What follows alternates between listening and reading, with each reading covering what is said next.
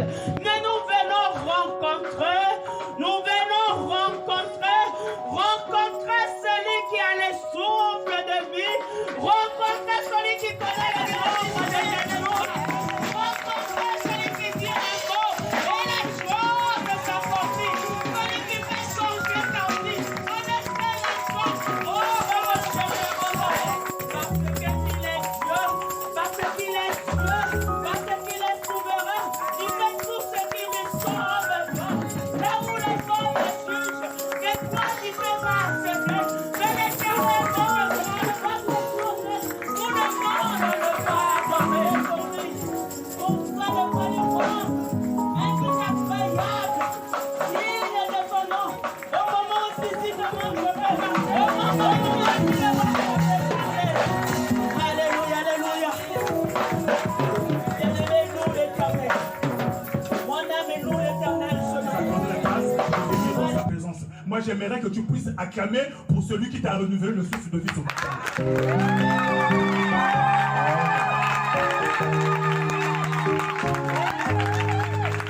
Je voulais dire ceci. Je voulais dire que quand on acclame le roi des rois, on ne reste pas assis, mais on se lève. Parce que c'est celui qui... Alléluia!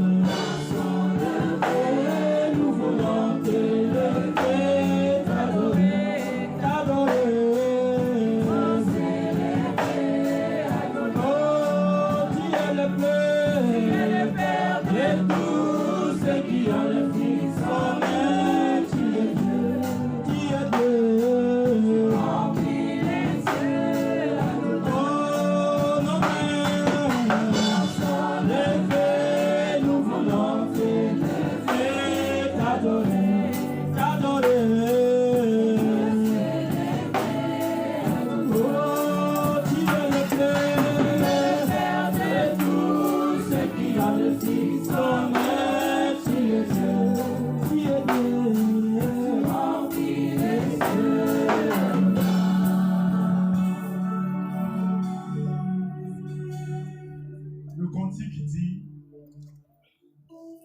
qu'il est le Père de tous ceux qui ont le Fils en eux. Le Fils, c'est la parole. C'est le Fils qui a dit, si ma parole demeure en vous et que vous demeurez dans ma parole, demandez tout ce que vous voulez et cela vous sera accordé. Ce dont nous avons besoin, c'est la parole de Dieu. Car nul ne peut venir à lui s'il n'a pas la foi. Mais la foi est engendrée par la parole. J'aimerais que cette parole qui va sortir puisse susciter une foi en toi. Que cette parole te soit bénéfique. Que cette parole trouve un terrain fertile dans ton cœur. Car la parole est une sémence. S'aimer dans nos cœurs afin qu'elle puisse porter du fruit digne de la repentance. Afin que nous soyons dignes d'être appelés enfants de Dieu, enfants de la lumière. Témoins de Jésus-Christ.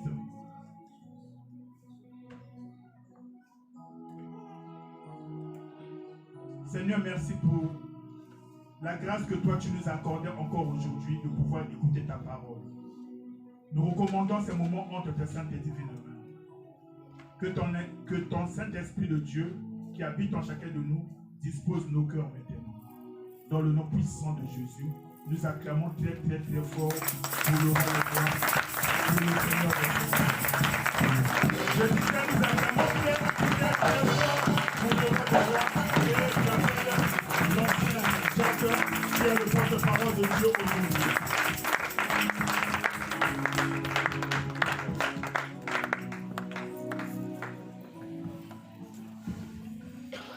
Amen, peuple de Dieu. Vu l'heure, je vais demander à la chorale de prendre place. Avant de commencer la parole, je vais prier.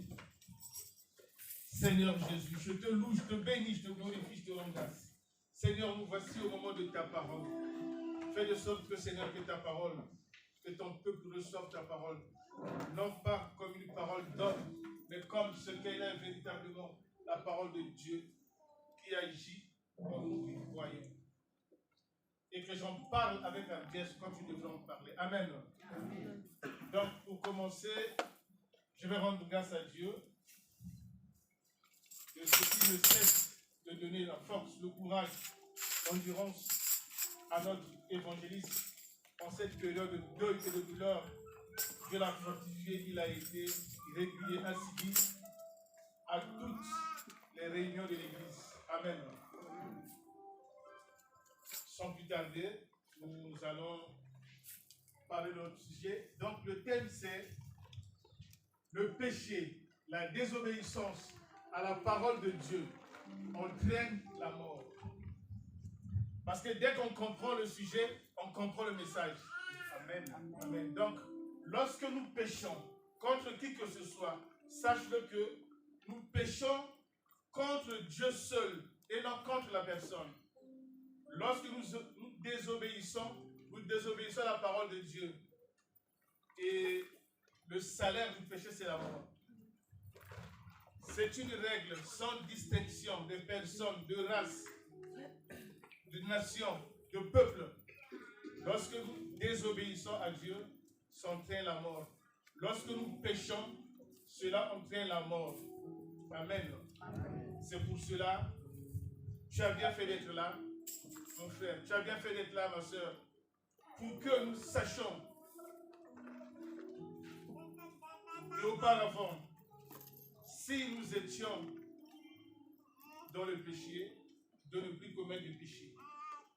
Si nous étions dans la désobéissance, de ne plus désobéir à la parole de l'Éternel, car à la fin, il y a la mort. Amen. Sans plus tarder, on va lire notre message de Romains 5, 12 à 14.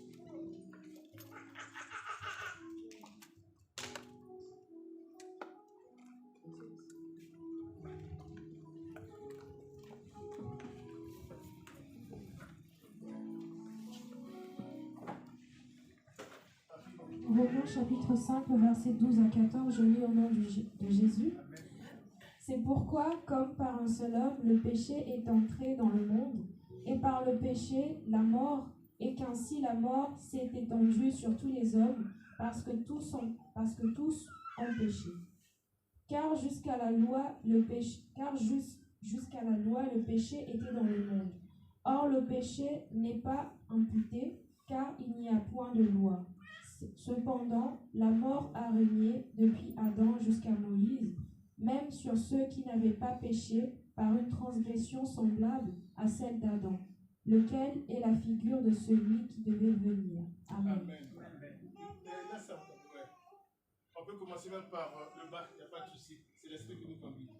Donc, ici, on nous dit que la mort a régné depuis Adam jusqu'à Moïse.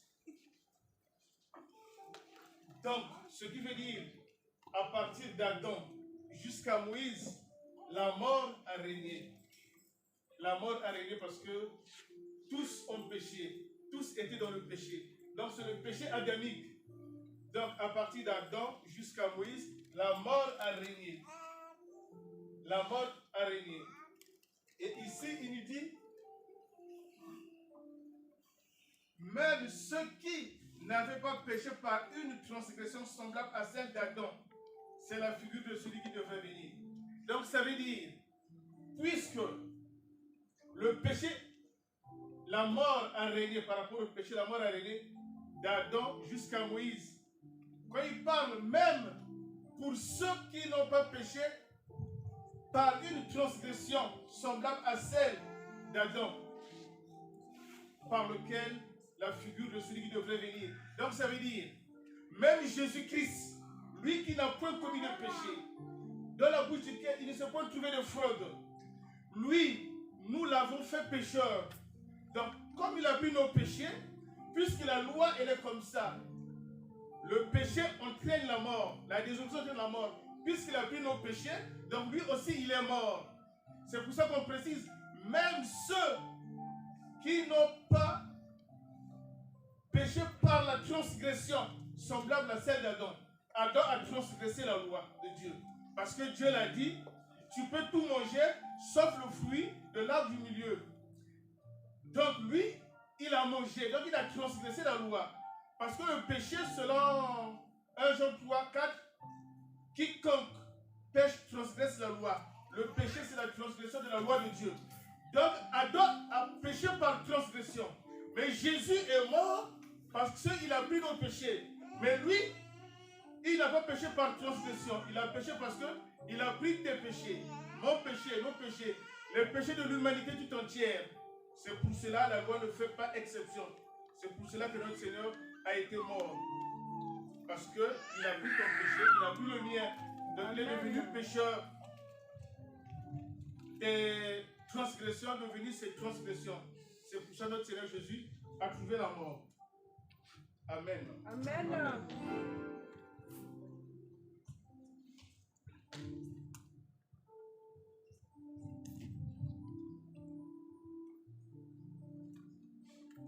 Le verset 13, il avait dit, jusqu'à la loi, le péché était dans le monde. Or, le péché n'était pas imputé quand il n'y a pas la loi. Ça veut dire, jusqu'à la loi, le péché était dans le monde. C'est-à-dire, je m'explique. Ici, par exemple, à ma droite, c'est la loi. La loi de Dieu, qu'on appelle la loi de Moïse. Donc, depuis ici, Adam, jusqu'à la loi, le péché était dans le monde. C'est le péché adamique était dans le monde. Mais, le péché n'était pas imputé parce que il n'y avait pas de loi. Sur quelle base on devrait imputer le péché? Sur quelle loi on devrait imputer le péché? Donc le péché était imputé. Imputé, ça veut dire quoi? Parce que des fois, on confond un peu les mots. Amputé, c'est autre chose. Imputé, c'est autre chose. Amputé, ça veut dire par rapport à l'événement, à l'accident, à ta santé, on peut t'amputer une partie de ton corps pour que tu survives, pour que tu vives longtemps. Imputer, c'est la punition. Imputer, c'est attribuer à quelqu'un une faute. C'est ça, imputer. Attribuer à quelqu'un des crimes. C'est ça, imputer. Donc, la loi n'était pas imputée parce que le péché était imputé parce qu'il n'y avait pas la loi. Il n'y avait pas la loi. Car jusqu'à la loi, le péché était dans le monde et le péché n'était pas imputé. Quand il y a point de loi, le péché ne peut pas être imputé. Donc c'est pour cela que tout le monde commettait des péchés. Quiconque commettait des péchés, il mourait. Parce qu'il n'y avait pas la loi. Au fait, il y avait la loi, mais personne ne connaissait la loi. Seuls les prophètes qui connaissaient la loi, parce que les prophètes, Dieu leur parlait. Va dire un tel. Par exemple, il avait dit, le prophète, Dieu aussi avait parlé une fois, le prophète Samuel, va dire à Saül, il mourra.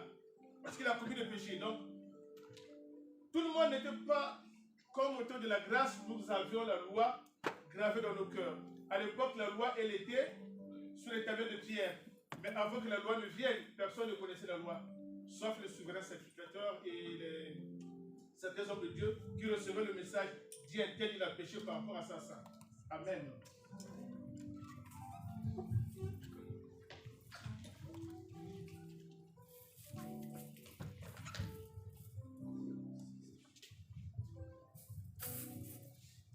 Donc, c'est pourquoi par un seul homme, ça c'est le verset 1 qu'on avait lu, c'est pourquoi par un seul homme, le péché est rentré dans le monde.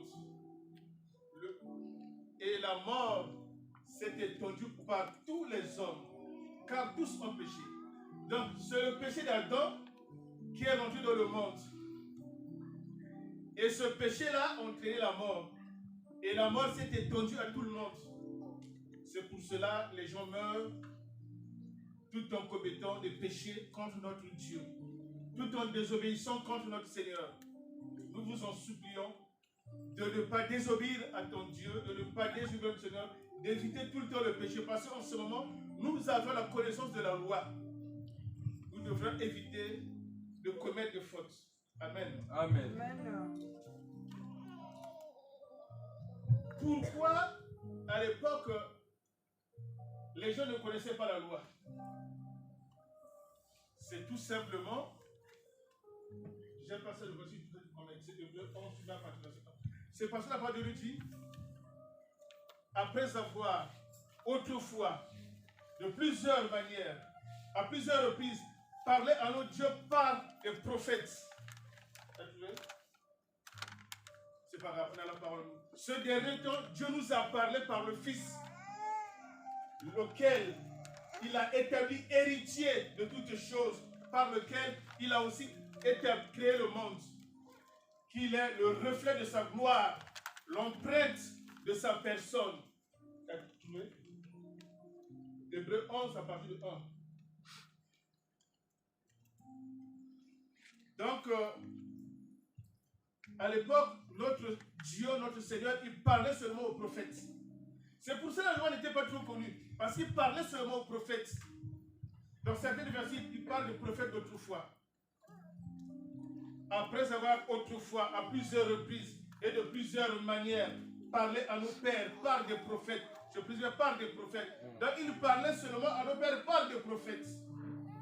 Ce dernier temps, Dieu nous a parlé par le Fils qu'il a établi héritier. C'est pas que tu veux?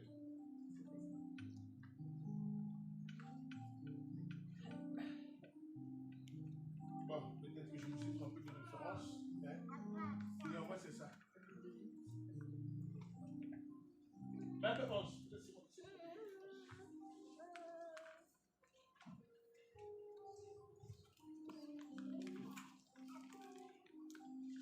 Normalement, c'est ça. Je me suis trompé de référence peut-être. C'est pas grave. Ceux qui ont les portables peuvent regarder juste la première ligne dans le verset. Après avoir autrefois, à plusieurs reprises, parlé à nos pères par des prophètes. Si tu n'as pas trouvé, ce n'est pas grave. On a la parole à nous, c'est seulement ce qui n'est pas noté de fois, on peut prendre notre verset. Amen. Hébreux 1. C'est ce que j'avais dit. Hébreux 1. Ah, c'est moi qui s'est trompé de référence. J'avais dit Hébreux 1, 1. Donc, on va aller. Après avoir autrefois à plusieurs reprises et de plusieurs manières parlé à nos pères par des prophètes, Dieu dans ces derniers temps nous a parlé par le Fils qu'il a établi héritier de toutes choses, par lequel il a aussi créé le monde. Et qui est, dans cette verset, et qui est dans le reflet de sa gloire et l'empreinte de sa personne, en soutenant toutes choses par sa parole puissante, a fait la purification des péchés et s'est assis à la droite de la majesté divine dans les lieux très hauts. Amen. Amen. Donc, ce qui veut dire qu'à l'époque, Dieu ne parlait qu'aux prophètes. Mais maintenant, Dieu nous parle, Dieu te parle. Puisque Dieu te parle maintenant, il parle directement par toi-même ou par les prophètes que nous avions en ce moment. Dieu nous parle. À l'époque, Dieu parlait seulement aux prophètes. C'est pour cela que le péché était dans le monde et que le péché était impuni parce qu'il n'y avait pas la loi. Dieu savait qu'ils n'ont pas la loi, ils n'ont pas la loi. C'est pour cela plus tard qu'il établit la loi. Amen.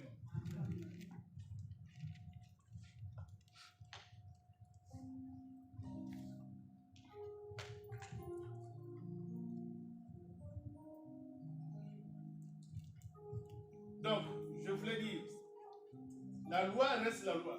Quand tu pêches, tu meurs. Lorsque nous commettons des péchés, nous mourrons. Lorsque nous commettons des péchés, nous mourrons. Même Jésus-Christ aussi, il est mort parce que il a pris nos péchés. Tu peux faire 1 Pierre 3, 8. À part de lui dire quoi? Christ aussi a souffert une fois pour les péchés, lui juste pour les injustes, afin de nous ramener à Dieu, ayant été mis à mort contre la chair, ayant été rendu vivant contre l'esprit, dans lequel il est allé aussi prêcher en prisant quelques esprits qui avaient été incrédules lorsque la passion de Dieu se prolongeait au jour de Noé lors de la construction. Un petit nombre fut sauvé, c'est-à-dire 8 à travers l'eau. Donc même Christ qui a pris nos péchés à nous, Dieu ne change pas la loi sans distinction de personne. Mon frère, tu pêches, plus tard tu paieras.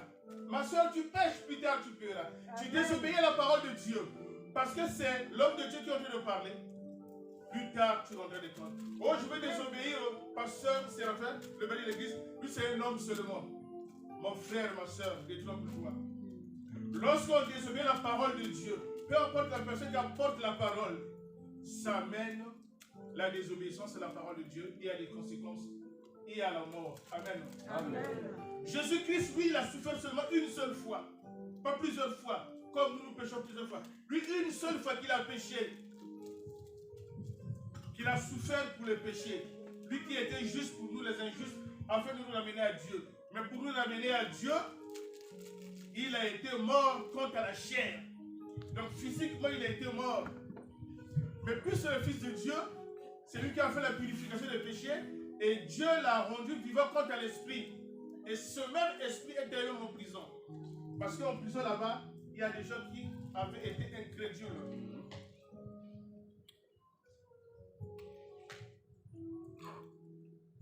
Les gens étaient incrédules lorsque la passion de Dieu se prolongeait. Parce que Dieu prolonge sa patience. Tu commets des péchés, tu désobéis.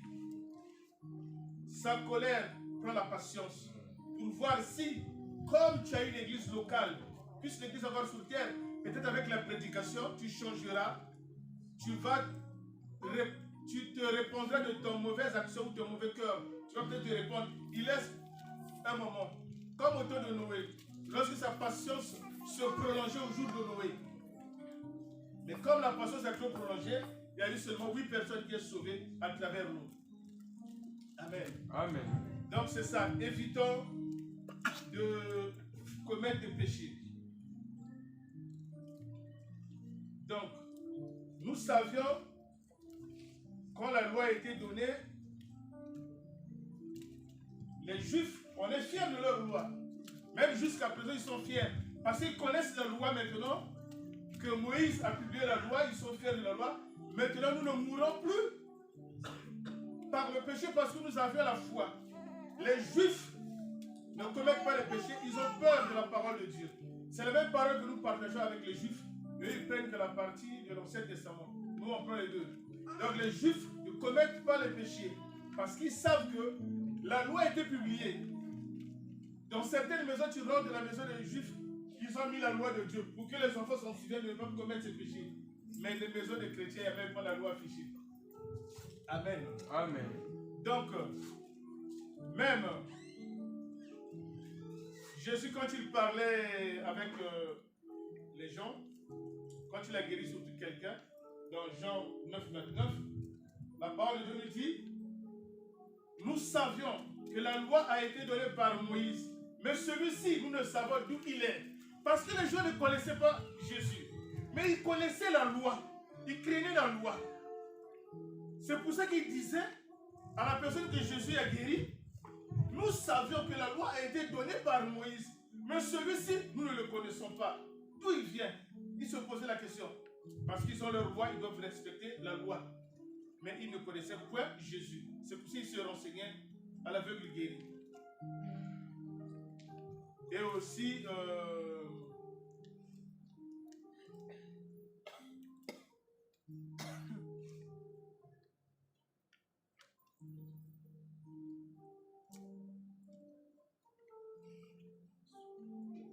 avant de choses, on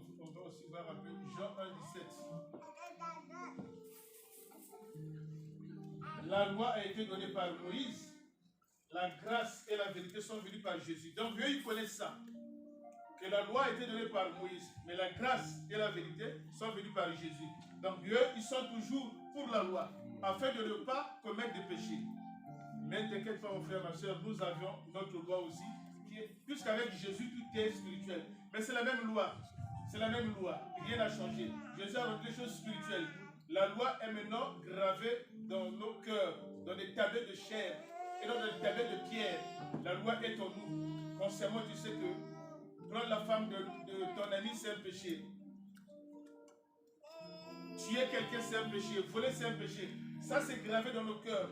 Lorsque tu as la crainte de la loi de Dieu dans ton cœur, puisque la loi est spirituelle dans nos cœurs, maintenant tu ne commettras plus ces choses-là. Dieu veut aussi qu'il y ait une stérile, une femme qui avorte. Quand tu as ça dans ton cœur, tu as la crainte de Dieu. Mais quand tu as ça et tu vas aller avorter, et tu auras des conséquences. Des fois, tu as du mal à concevoir. Des fois, la personne à qui tu as avorté se plaint. Dieu exauce sa prière parce que c'est dans sa parole qu'il n'y aura ni stérile, ni une femme qui va avorter. Amen. Amen. Donc Jésus-Christ lui-même, il était sans péché, mais c'est nous qui l'avons fait devenir le péché.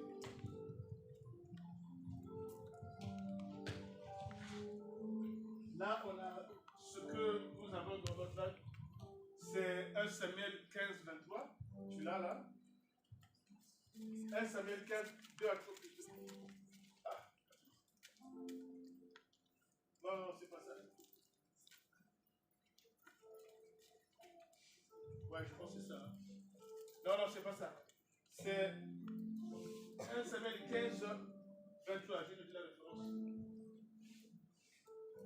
Voilà. Donc là, on va parler de la désobéissance.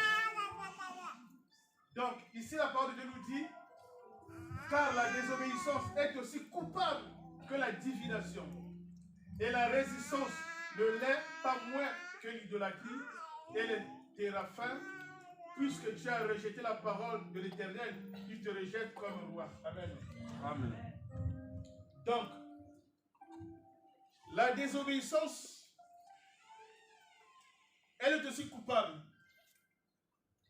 que l'idolâtrie.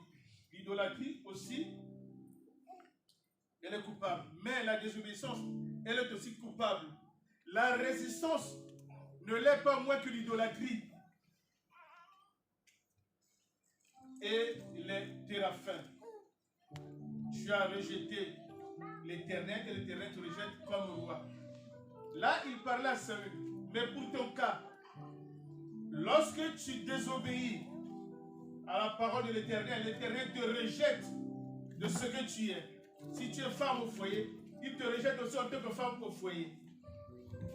Si tu es jeune fille, il te rejette aussi en tant que jeune fille. Si tu es père de famille, il te rejette aussi en tant que père de famille. Parce que tu as désobéi. La désobéissance est aussi coupable. La résistance ne l'est pas moins que l'idolâtrie. C'est-à-dire, quand tu résistes à la parole de Dieu, quand tu dis faisons ça, et tu dis faisons ça, toi tu résistes. Nous avions un programme de l'église, toi tu résistes. C'est pour ça qu'il dit, la désobéissance est aussi coupable. La résistance ne l'est pas moins que l'idolâtrie et les téraphins. Les téraphins, c'est quoi? L'idolâtrie, nous connaissons. C'est les statuettes et tout ça là. Le téraphin, on est semblable. Les téraphins, c'est pareil. La seule différence des téraphins, c'est des statues, des petites statues, qui sont à plusieurs. Là, on parle des téraphins lorsque des statuettes sont nombreux. Les téraphins sont toujours au pluriel. Quand il y a des petites statuettes, ça devient des téraphins. Donc, c'est ça.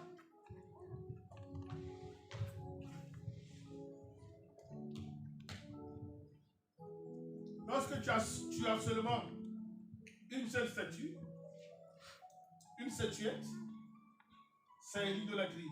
Mais lorsqu'il y en a plusieurs, ça devient des téraphins. Parce que d'autres, ils en ont beaucoup. Ils alignent ça là. Ça, c'est les téraphins. C'est les mêmes pratiques mais seulement le nom change quand c'est au pluriel. Amen. Amen. Donc là, c'était l'Éternel qui avait dit ça à roi Saül, que je vais te rejeter comme roi.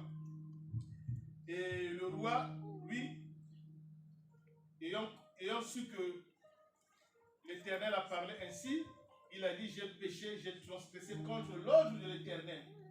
Parce que lui, après, il a reconnu que l'Éternel, dans les cieux, il voit ce que nous faisons. Il a reconnu, j'ai péché, j'ai transgressé l'ordre de l'Éternel. Parce que il avait une mission de dévouer à l'interdit les Amalek. On lui avait dit, quand tu iras là-bas, tu tues tout le monde. Tu ne parles de personne. Mais lui, quand il est allé là-bas, il a tué tout le monde, il a épargné le roi Agag, comme preuve de sa victoire. Et aussi, on leur avait dit tuer tous les bêtes. Et lui, qu'est-ce qu'il a fait? Ils ont pris les bêtes qui sont gras, beaux, ils ont pris ça pour eux. Et les bêtes qui étaient maigrichons là, hein, le koufalobi là, ils ont tué. Mais les bêtes qui étaient en forme, ils ont gardé pour eux. Alors l'Éternel avait dit, tu vas, tu ne parles de personne. Que ce soit les ânes, les chameaux, tout ce que tu verras, tu tues. Tout simplement parce que le Seigneur était en colère de ce que Amalek avait fait pour les enfants d'Israël à la sortie d'Égypte. Donc lorsque tu pêches, sache que plus tard, tu paieras. Parce que les Amalek, ils avaient péché contre les Israélites qui sortaient de l'Égypte. Les Amalek leur ont fermé la route, c'est-à-dire ils ont fait des combats. Et cela n'a pas plu au Seigneur. Et ça, on va lire ça, tu as ça, on va lire ça. 1 Samuel 15, verset 2.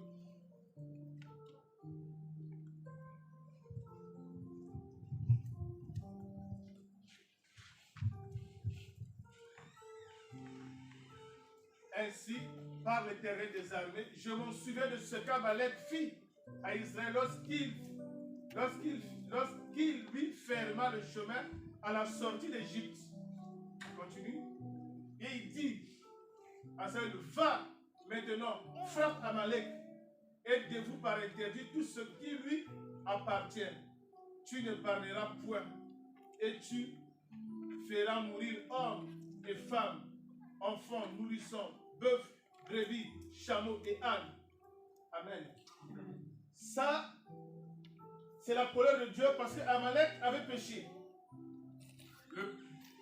Dieu a fait sortir le peuple d'Israël d'Égypte.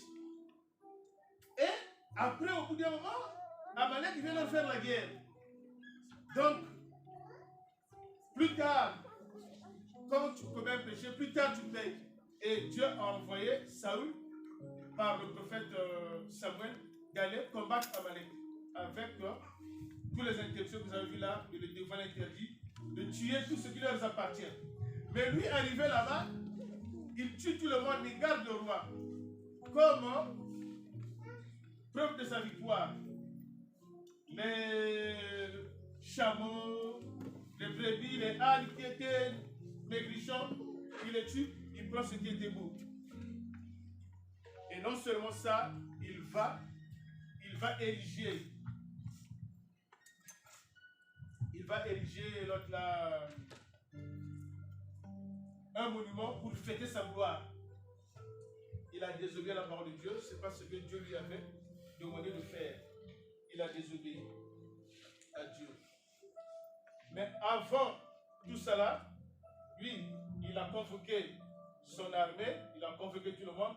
Il avait environ au moins 2000 hommes de pied et 10 000 hommes de Juda. Donc son armée était forte.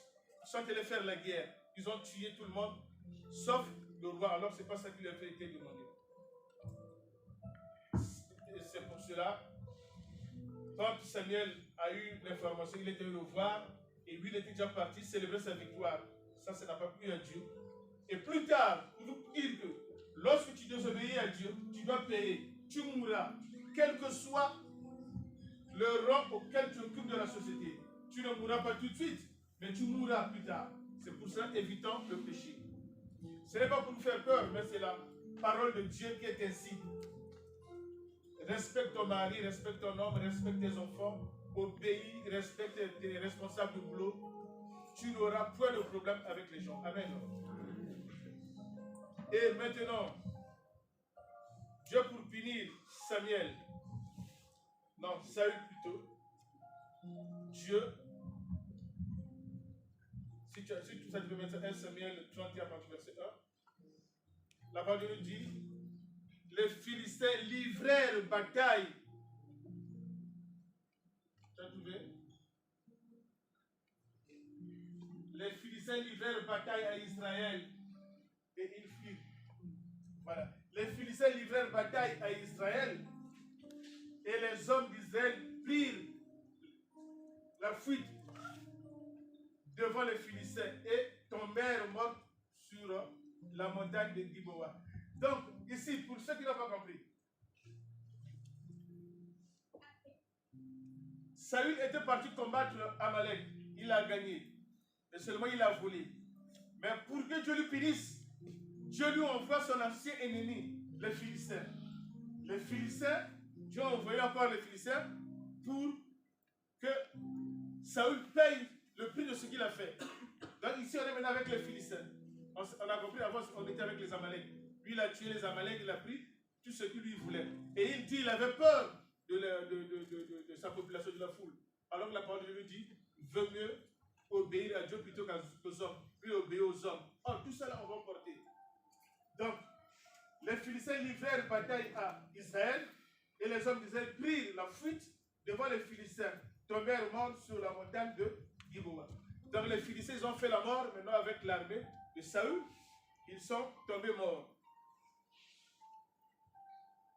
Donc, ça c'est le verset 1. Le verset 2 nous dit quoi? Si tu veux, les Philistins poursuivirent Saül et ses enfants. Tu as trouvé? Voilà. Les Philistins poursuivirent Saül et ses enfants et tuèrent Jonathan, Abimelech, Malchisua et fils de Saül. Donc, ils ont tué ses enfants. Ils ont tué Jonathan, Aminadab, Malchisua, fils de Saül. Donc, on l'a aussi tué. Donc, tous ces enfants sont morts parce que lui, il a désobéi à la parole de Dieu. Lui, il a désobéi à la parole de Dieu. Donc, le salaire du péché, c'est la mort. Et aussi, qu'est-ce que le verset 3 dit? L'effort de combat tomba sur Saül. Verset 3, voilà. L'effort du combat tomba sur Saül. Les archers l'atteignirent et le blessèrent brièvement. Donc, l'effort du combat, c'est-à-dire quand le combat, la guerre, quand l'intensité du combat, cette intensité, Dieu l'a dirigée vers là où il y a Saül, c'est-à-dire vers le roi. Au lieu que ce soit les combattants, les premiers rangs, les hommes de pied, c'est vers là où il est Saül. Donc, l'effort du combat portant sur Saül, les archers l'atteignirent et le blessèrent brièvement. Les archers, c'est quoi? Les archers, c'est... On utilisait ça à l'époque. C'est des murs. Les murs, vous avez des ouvertures.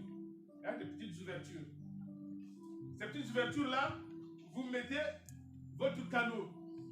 Vous regardez la diversité. La diversité, il faut seulement le mur. Mais vous le voyez. Donc, ce qu'on tire à ces archers-là, on appelle ça les archers. Donc, il était tombé des archers. C'est-à-dire la balle venait des archers. Donc, les archers l'atteignirent, le blessèrent brièvement.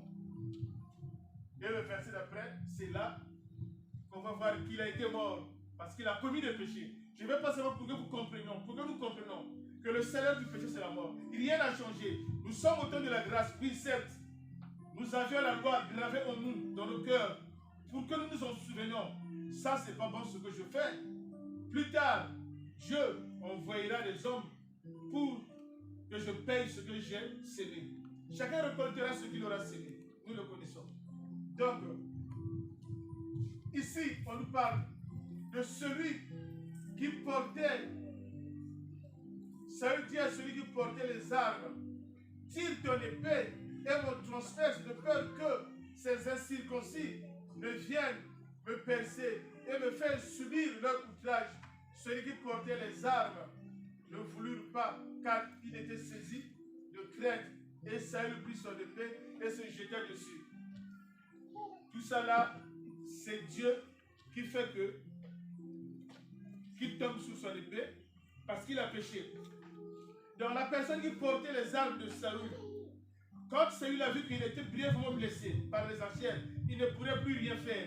Donc il devient faible, il ne peut plus combattre. Il a dit à celui qui portait son arme, tire ton épée, mon père, transperce-moi. Mais celui qui portait les armes, lui, il a eu la crainte, il a refusé. Saül lui a dit, au lieu que ces incirconcis viennent me trouver et m'ont percé et me faire subir leur outrage. Mais comme il ne voulait pas, il était faible, il ne pouvait plus combattre, il a pris son épée et il s'est mis. Et aussi, le verset d'après, celui qui portait les armes de Saül, lorsqu'il a vu la mort, lui aussi il a tiré son épée, il s'est tué. Tout ça là, c'est lorsque tu sèmes le mal, tu récolteras le mal. Donc, vous qui avez des petits de confiance, vous qui avez des petits de confiance, vous qui avez des petits de confiance, quand tu vois ta grande de confiance qui désobéit à la parole de Dieu, retire-toi parce que son sort sera ton sort. Lui, il portait seulement les armes. Il portait seulement les armes. Le fait qu'il a été là, lorsque Saül a désobéi, lui, il était là tout le temps. Il n'a rien dit. Donc lui aussi, il est complot. Lui aussi, il a trouvé la mort. Donc, lorsque tu constates que ton grand de confiance, ton ami de confiance, il se détourne si promptement de la parole de Dieu, retire-toi, sois assidu à l'église, pour que l'église, parce que lorsque nous commettons des péchés, des fautes, l'église, nous faisons connaître à Dieu par la prière, afin que Dieu se souvienne de vous. Et ça devait être un peu un question sur c'est quoi c'est ça? C'est ça la parole de nous dit. Nous faisons mention de vous dans nos prières. Que Dieu s'en souvienne de vous. C'est ça? Voilà, c'est ça. Nous rendons continuellement grâce à Dieu. Pour vous tous, faisons mention de vous dans nos prières. Continue un peu là. Nous rappelons sans cesse l'œuvre de votre foi, le travail de votre charité, la fermeté de votre expérience en notre Seigneur Jésus-Christ devant Dieu le Père. Donc, quand l'Église se réunit, mais après les hommes de Dieu font mention de toute l'Église, afin que Dieu s'en souvienne de vous, de ce que vous faites, ce qui est bien, de ce que vous êtes affermis à l'évangile de notre Seigneur Jésus-Christ, afin que Dieu s'en souvienne de vous, de votre travail. Donc nous rendons continuellement grâce à Dieu en faisant mention de vous tous. C'est ainsi, quand tu te retires de ta grande ou ton grand qui se détourne si promptement du Seigneur, toi tu auras la grâce, parce que les hommes de Dieu font mention de vous sans cesse, afin que Dieu s'en souvienne de vous. Amen. Amen. Donc c'est ça. Lorsque tu vois ton compagnon, ton ami de classe, de quoi que ce soit, il est désobéissant à la parole de Dieu.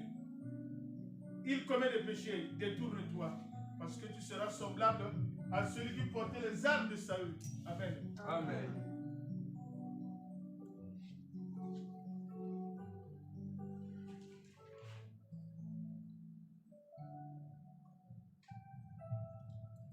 Et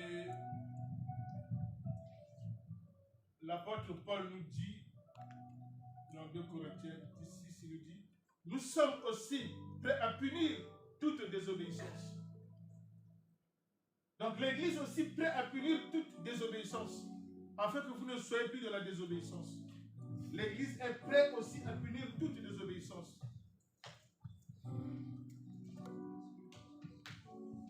Lorsque votre obéissance sera complète, dans certaines versions parfaites. Donc, si vous voulez, quand nous commettons des péchés, puisque nous sommes au temps de la grâce, ce combat sera aussi spirituel. Il ne sera pas charnel. Il sera spirituel. Tu peux mettre 2 Corinthiens à partir, 10 à partir du verset 2, c'est là que ça commence. La parole nous dit, car les armes avec lesquelles nous combattons ne sont pas charnelles. Elles sont puissantes par la vertu de Dieu. Et nous renversons les forteresses. Nous renversons tous les auteurs qui se lèvent contre la connaissance de Dieu.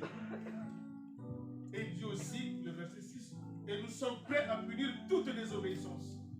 Donc toute désobéissance, l'Église a le droit de le punir par la parole, par des prières, afin que vous vous retournez si promptement dans nos flots. Donc c'est ça. Je vais un peu accélérer parce que l'heure avance. Je vais vous donner un autre exemple. Quand tu désobéis à la parole de Dieu, surtout la parole de Dieu, surtout la parole de Dieu, il ne faut pas désobéir. Samuel 20, 35, la parole nous dit, un membre de la communauté des prophètes dit à son compagnon, selon l'ordre de l'Éternel, pèse sur moi. Et la personne a refusé. Il dit, comme tu as désobéi à l'ordre de l'Éternel, quand tu m'auras quitté, le lion te tuera. Après qu'il ait quitté, il croisa le lion et le tua. 20, 37, c'est ce que j'ai dit. Donc, surtout la parole de Dieu. Moi, je sais la parole de Dieu parce que moi, j'ai la crainte de la parole de Dieu. Moi, j'ai peur de personne, mais j'ai peur de la parole de Dieu. C'est pour ça que je vis et je marche dans sa parole. Parce que seule sa parole peut nous donner le pouvoir, la protection contre tous ceux qui nous haïssent, contre tous ceux qui nous aiment, contre tous ceux qui nous agressent. Mais nous devrons avoir la protection divine lorsque nous sommes dans la parole. C'est bon? Ouais. Tu vois, ici, c'est juste une raison pour dire qu'il ne faut pas négliger la prophétie. Il ne faut pas négliger ce que l'Éternel dit. Ici, un des fils de prophète, oh ouais, ça c'est la version que nous avons. Un des fils de prophète dit à son compagnon, d'après l'ordre de l'Éternel, frappe-moi, je t'en prie. Il lui supplie même, je t'en prie, parce qu'il a déjà vu la vision. Mais cet homme refusa de le frapper. Continue. Alors il lui dit, parce que tu n'as pas obéi à la voix de l'Éternel, voici quand tu m'auras quitté, le lion te frappera. Et quand il eut quitté, le lion le rencontra et le frappa. Amen. Amen. Donc la prophétie, c'est la parole de Dieu, il faut obéir. Il faut obéir. Cet homme, c'est un compagnon de prophète. Il sait bien qu'on ne peut pas désobéir à l'ordre de Dieu. La personne lui a bien dit, frappe-moi, je t'en prie, selon l'ordre du Seigneur. Quand elle lui dit, je t'en prie, c'est qu'il a eu la révélation et Dieu veut voir ton obéissance parce que tu es membre de prophète. Tu marches avec les prophètes. Est-ce que tu es dans l'obéissance? Et Dieu envoie le message, il a dit, selon l'ordre de l'Éternel, frappe-moi, je t'en supplie. Et la personne a refusé. Et il lui a dit, puis c'est la vérité de la parole de Dieu, quand tu m'auras quitté, le lion te tuera. Et quand il lui quittait, il croisa le lion et le lion le tua. Parce qu'il a désobéi à la parole de Dieu. Bien aimé de le Seigneur, ce n'est pas pour vous faire peur. J'ai pris ces versets pour que vous obéissiez, pour que nous aussi, moi je suis dedans, pour que nous obéissions à la parole de Dieu, pour que nous ne voyons pas le pasteur Séraphin, ni les hommes de Dieu qui sont là, l'évangéliste Timothée, ancien Christian, pour que nous voyons seulement la parole de Dieu en eux, pour que nous ne voyons pas maman pasteur, pour que nous voyons seulement la parole qui sorte de leur bouche. Parce que Dieu parle tantôt d'une manière, tantôt d'une autre. Oh, c'est seulement maman pasteur, c'est seulement le pasteur Séraphin. Mais non, c'est seulement l'évangile. Non! Quand la parole de Dieu sort, nous devrons obéir. Bien-aimés, obéissons à la parole de Dieu. Obéissons à la parole de Dieu. Bon, on va écouter un peu des choses. Hein? Bon.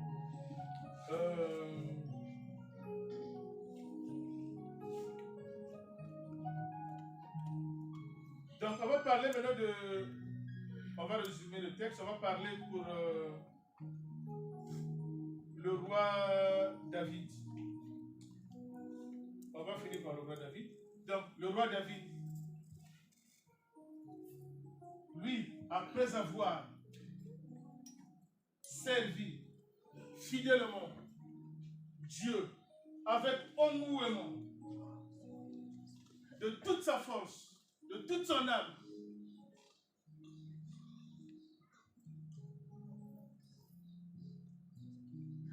et le roi David,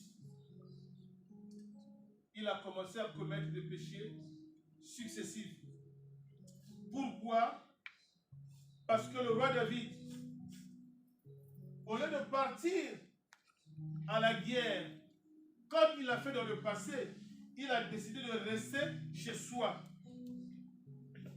Il a décidé de rester à la maison. Il prenait ses aises dans le confort de son palais. Il prenait ses aises dans le confort de son palais royal. Et c'est dans ce confort-là qu'il commence à faire des péchés. C'est pour cela, mon frère bien-aimé de le Seigneur, lorsque tu ne viens pas à l'église, tu restes à la maison, dans le confort de ta maison, selon la grâce de Dieu qui t'a été donnée, selon le confort de ta maison, parce que le confort de nos maisons sont inégalement repartis, parce que Dieu aussi donne la grâce selon la mesure du don de Christ. Donc, nous tous, nous avons le confort selon la mesure de grâce de Dieu. Dans ton confort, tu es assis, tu regardes la télé, c'est là qu'on fait le péché. Et c'est là que le roi David a vu Bathsheba, une belle femme. C'est quand aussi tu ne viens pas à l'église, tu restes chez toi. C'est là que tu rencontres des gens qui peuvent t'amener au péché, des gens qui peuvent t'amener à la désobéissance de la parole de Dieu. Le roi David avait l'habitude aussi d'y aller dans la guerre. Hein? Ah oui, c'est ce qu'il faisait. Même quand la prophétie était tombée qu'il sera roi, mais il ne l'était pas encore. Il a combattu Goliath. Donc il a aussi l'envie de la guerre. Mais ce jour-là, il est resté chez soi. Or, lorsqu'on reste chez soi, on attribue des problèmes. C'est pour cela, Hébreux 10, je pense, verset nous dit, n'abandonnons pas nos propres assemblées comme quelques-uns, mais exhortons-nous mutuellement, afin de cela nous verrons s'approcher le jour du Seigneur. Ça veut dire, lorsque nous nous exhortons mutuellement à l'église, nous verrons de temps s'approcher le jour du Seigneur. C'est-à-dire, tu verras s'approcher le jour de ta bénédiction. Tu verras s'approcher le jour de ta gloire. Tu verras s'approcher le jour de ta destinée. Tu verras s'approcher le jour de ton mariage. Tu verras s'approcher le jour de ton travail. Tu verras s'approcher le jour de tes vœux que tu as formulés à notre Seigneur. Amen. Parce que lorsque nous désertons notre propre assemblée, nous devenons comme David. Il a décidé d'être dans son confort. Et ce jour-là, il a trouvé... Bon, la Bible, ce côté-là, n'est pas trop clair. La Bible, certaines Bibles disent qu'il était dans ses parvis, il a vu Bathsheba qui prend sa douche. Dans d'autres versions, il était dans le toit de sa maison.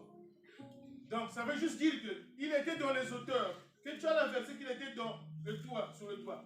Que tu as la version qu'il était sur les parvis. Ça veut seulement dire qu'il était en hauteur. Donc, dans l'auteur, tu peux voir ta voisine prendre sa douche. Ça veut dire que ça. Peu importe si tu as la version qu'il était sur le toit ou dans ses parvis. Donc, il a vu Bathsheba, une très belle femme. Bathsheba est une belle femme comme vous. Parce que vous avez la beauté des femmes de Jérusalem. Bathsheba aussi, elle est de Jérusalem. Elle a vu cette beauté-là, il a succombé, et il a demandé c'est qui, comment il s'appelle, il a pris des renseignements. Je suis en train de briefer parce qu'il est l'heure. Il a pris des renseignements et la femme est venue me voir quelques jours après que je suis enceinte. Et lui, qu'est-ce qu'il fera puisque la femme est enceinte? Et c'est là qu'il commence à faire des successions de péchés, de mensonges, de manipulations pour conserver sa dignité, son royauté. Mais Dieu dans les cieux avait déjà vu, et c'est pour cela que Dieu l'a puni. Ses enfants étaient morts, un autre était assassiné, et un autre se révolta contre lui, et il fut mort pendant la bataille. Donc, vous dites que quand tu pêches, sache que tu as des enfants. Les enfants aussi paieront ça. évitons d'être dans le péché. Évitons ça d'être dans le péché. Parce que le roi a subi tout cela. Et aussi, lui-même aussi, il est mort. Sa mort aussi n'est pas toujours claire, mais sa mort nous laisse penser qu'il a précipité de sa chambre parce qu'il a entendu le bruit de sa fille qui pleurait ou qui était malade. Et en précipitant, il est tombé, il est mort. Tout ça, le salaire du péché, c'est la mort. Je vous en supplie, l'Église vous en supplie. Demeurons intègres, fermes, quelle que soit ta beauté. Comme vous êtes belle comme les filles de Jérusalem, demeurez ferme avec ton partenaire, demeurez ferme avec ton mari, demeurez ferme avec ton futur époux, pour ne pas être dans le péché.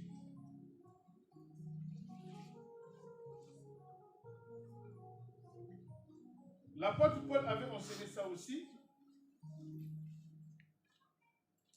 L'apôtre Paul avait dit dans 1 Corinthiens 15, 3, je vous ai enseigné avant tout que Jésus-Christ est mort pour nos péchés. Selon les Écritures, il a été enseveli, ressuscité le 3e jour, selon nos péchés. Donc, par rapport à nos péchés, Christ est mort. Donc, Dieu ne fait pas de distinction de personne. Ne te dis pas parce que je suis tous les jours à l'église, si je pêche, Dieu ferait une exception. Non. Jésus-Christ est mort, il est mort. Tu as trouvé ça? Ouais. Mets le premier verset. Parce que là, c'est le deuxième. Je vous ai enseigné avant tout, comme moi aussi je l'ai reçu, que Christ est mort pour nos péchés, selon les Écritures. Donc Christ, il est mort pour nos péchés. Le fait d'avoir pris tes péchés, nos péchés, les péchés de l'humanité entière, Christ est mort. Et comme Christ est mort, il a fait le parcours normal, il a été enseveli, mais lui, il a été ressuscité le 3e jour selon les Écritures. Donc quand tu pêches, quand tu contribues au péché, bien aimé dans le Seigneur, nous l'Église LPJC, nous ne nous exhortons pas de commettre des péchés, nous vous exhortons de fuir le péché. Parce que le péché entraîne à la mort. Et nous voulons vieillir avec vous et aller au paradis avec vous. Amen. Amen. On peut se lever.